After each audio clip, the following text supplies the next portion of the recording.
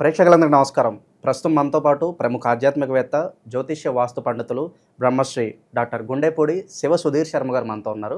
గురుగారితో మాట్లాడేద్దాం. నమస్కారం గురుగారు. శ్రీమాత్రే నమః, శ్రీ గురుభ్యో నమః.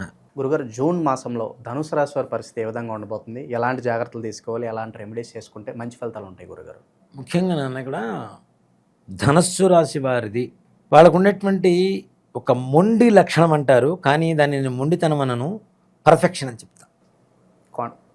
కాన్ఫిడెంట్గా ఉంటారు, చాలా కాన్ఫిడెంట్గా ఉంటారు. లైక్ యారో వేస్తే ఎలా ఉంటుంది, టార్గెట్ రీచ్ అవుతుంటుంది కదా, వీళ్ళ ఆలోచన విధానం కూడా అది. తప్పనిసరిగా గురిపెట్టి బాణాన్ని వదిలితే ఎలా అయితే ఛేదించుకుంటూ వెళ్ళిపోతుంటుందో, వీళ్ళ లక్ష్య ఛేదన కూడా అట్లానే ఉంటుంది, లక్ష్య సాధన కూడా అలానే ఉంటుంది. మంచి ధైర్యవంతులు, గుణవంతులు, ఎదురు వాళ్ళ బాధని అర్థం చేసుకునేటువంటి గొప్ప లక్షణాలు కలిగినటువంటి వాళ్ళు ధనుస్సు రాశి వారి లక్షణాలుగా చెప్పుకోవచ్చు.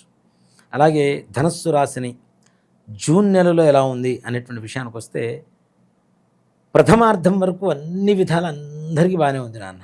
ఏ రకమైనటువంటి సమస్యలు లేవు, చక్కగా అనుకూలమైనటువంటి వాతావరణం, ఆరోగ్యం బాగుంటుంది, కుటుంబంలో అంత ఆనందదాయకంగా ఉంటారు, ఆర్థికంగా బాగుంటుంది, రుణబాధలు తొలగిపోతాయి, వ్యాపార రంగంలో బాగుంటుంది, ఉద్యోగాల్లో బాగుంటుంది, అన్ని రకాలుగా అన్ని ఎలాంటి సమస్యలు లేకుండా సజావుగా చక్కగా వెళ్ళిపోతూ ఉంటుంది ఈ ప్రథమార్థం వరకు కూడా. 15వ తారీఖు నుంచి 30వ తారీఖు వరకు ఉండేటువంటి ద్వితీయార్థం ఏదైతే ఉంటుందో, ఇక్కడ వీళ్ళ కష్టాలు ప్రారంభమవుతాయి. చిక్కుముళ్ళు ఉంటాయండి. చిక్కుముళ్ళు ఒకటికి 2 సార్లు ఆలోచించి అడుగు వేయకపోతే పద్మవ్యూహంలో దిగినటువంటి అభిమన్యుడి పరిస్థితి అవుతుంది. సరైన నిర్ణయాలు తీసుకోలేరు అంటారా? తీసుకోలేనటువంటి పరిస్థితులు ఎక్కువగా ఉంటాయి. అలాంటి బలహీనమైనటువంటి క్షణాల్లో కూడా బలంగా దృఢంగా ఆలోచించి నిర్ణయం తీసుకోగలిగితే తప్పనిసరిగా మంచిగా, అంటే ప్రతికూలం లేకపోయినా అనుకూలం లేకపోయినా ప్రతికూలం ఉండదు. సడన్గా వీళ్ళ జీవితాల్లోకి ఎవరన్నా ఎంటర్ అయ్యి వాళ్ళ వల్ల ఏదైనా డౌన్ఫాల్ చూసే అవకాశం కనిపిస్తుంది. ముఖ్యంగా అదేనా, సన్నగా తెల్లగా పొడుగ్గా ఉండేటువంటి వ్యక్తులు ఉంటారు, వీళ్ళతో జాగ్రత్త. వీళ్ళు చూడటానికి అందంగా పర్ఫెక్ట్ మిస్టర్ పర్ఫెక్ట్లా కనబడతారు, కానీ వీళ్ళని మిస్గైడ్ చేసేది వాళ్ళే. టెంప్ట్ అవుతుంటారు, వీళ్ళు టెంప్ట్ అవ్వాల్సిన పరిస్థితులు కనపడుతూ ఉంటాయి. ఒక్క మాటలో చెప్పాలి అంటే, ద్వితీయార్థం అంతా కూడాను లాటరీ లైఫ్ అనే చెప్తా. తగిలితే లాటరీ 100 crores తగలాలి, లేకపోతే టికెట్ పెట్టిన డబ్బులు కూడా లాసే. అలాంటి పరిస్థితి దాదాపుగా ధనుస్సు రాశి వారికి ఒక జూన్ నెలలో ద్వితీయార్థంలో కనబడబోతుంది. వ్యాపారంలో మోసం చేసేటువంటి వ్యక్తులు, భాగస్వామ్యులు కావచ్చు, వేరే ఇతరత్ర వాళ్ళు సలహాలు ఇవ్వడం కావచ్చు, పెట్టినటువంటి పెట్టుబడులకు సరైనటువంటి ఆదాయం రాక ఎక్కువ కష్టాలు పడాల్సినటువంటి పరిస్థితులు ప్రలోభాలకు గురయ్యేటువంటి అవకాశం ఉంది. అందులో ఎక్కువగా వ్యసనాలకి ప్రలోభపడటం అనేటువంటి జరుగుతుంది. దీంట్లో ప్రలోభపడేటువంటి వ్యసనాలు మద్యం, స్త్రీ, ఈ 2 చాలా ప్రమాదకరం. ఈ రెండిటికి దూరంగా ఉండడం అనేటువంటిది మంచిది. దీనివల్ల ఎక్కువగా అతిగా తాగడం, అతిగా చెడు వ్యసనాలు, చెడు ఆలోచనలు పెట్టుకోవడం ద్వారా ఆర్థికపరమైనటువంటి నష్టమే కాకుండా వీళ్ళకుండే పేరు ప్రతిష్టలకు కూడా సంపూర్ణంగా నష్టం వాటిల్లేటువంటి పరిస్థితి కనబడుతుంది. కాబట్టి చాలా జాగ్రత్తగా, అవతల వ్యక్తులు ఎంత అటెంప్ట్ చేసినా నువ్వు కంట్రోల్లో ఉంటూ నీ మార్గంలో నువ్వు వెళ్ళగలిగితే బాగుంటుంది.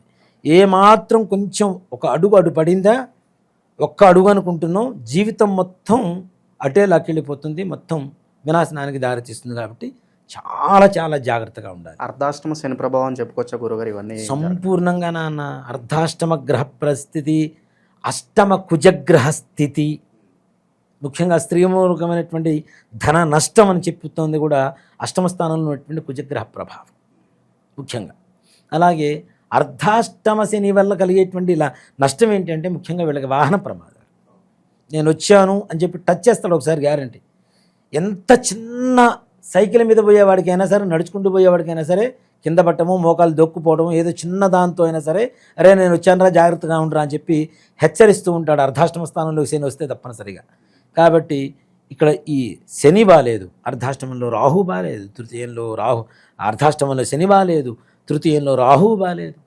ఇన్ని గ్రహస్థితులు ప్రతికూలంగా మారుతున్నటువంటి సమయంలో ఎంత జాగ్రత్తగా అడుగు వేయాలి మనం. సో మొదటి 15 రోజులు బాగున్నప్పటికీ తర్వాత 15 రోజులు వివాహ శుభకార్యాలు అనుకుంటారు, పూర్తి కావు. గృహయోగాలు అనుకుంటారు, పూర్తి కావు.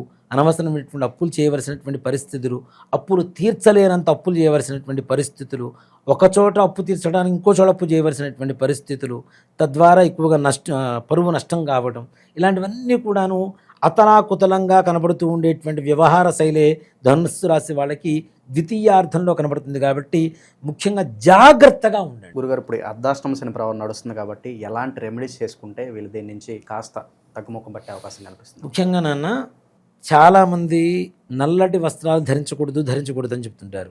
అసలు శనికి ఇష్టమైంది నలుపు కాదు, నీలం. ఆయన నీలాంజన సమాభాసం అని చెప్తున్నాం కదా.